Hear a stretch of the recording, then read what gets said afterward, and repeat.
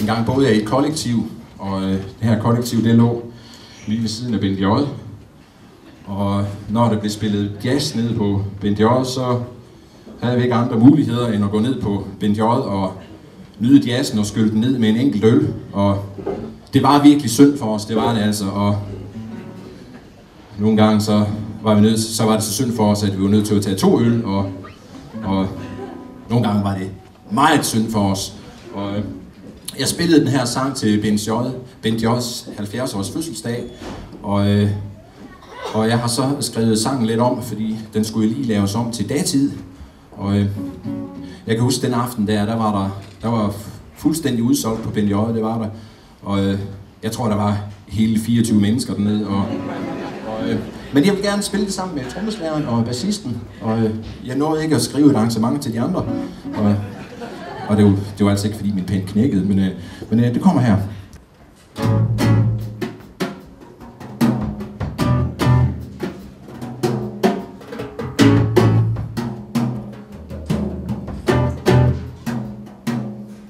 Der er nogen, der synes, at jazz er noget støj.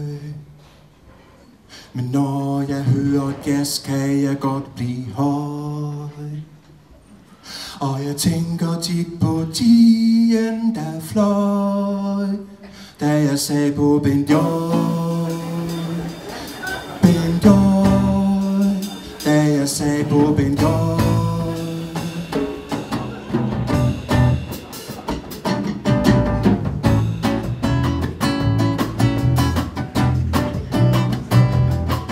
Der var nogen, der hørte jazz og sagde nøj. Der var nogen, der spillede bas med buestrøg.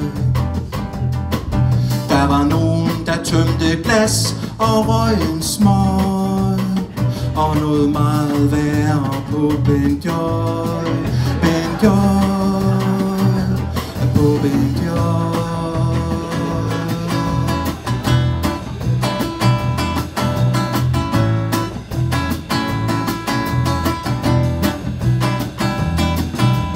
Klokken den slår 1, så skulle man tage sit tøj.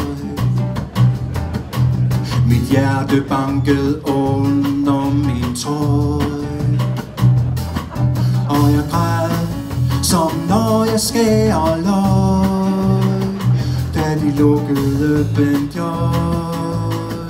Bent J, de lukkede Bent J.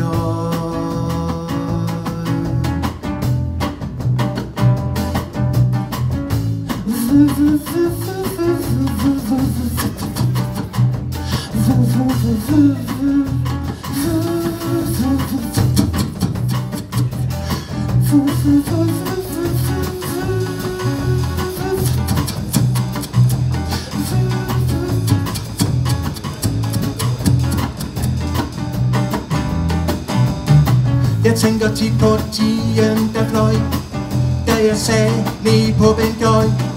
Jeg tænker tit på tiden, der fløj, da jeg sagde ned på Bent J. Bent J, Bent J, Bent J, Bent J.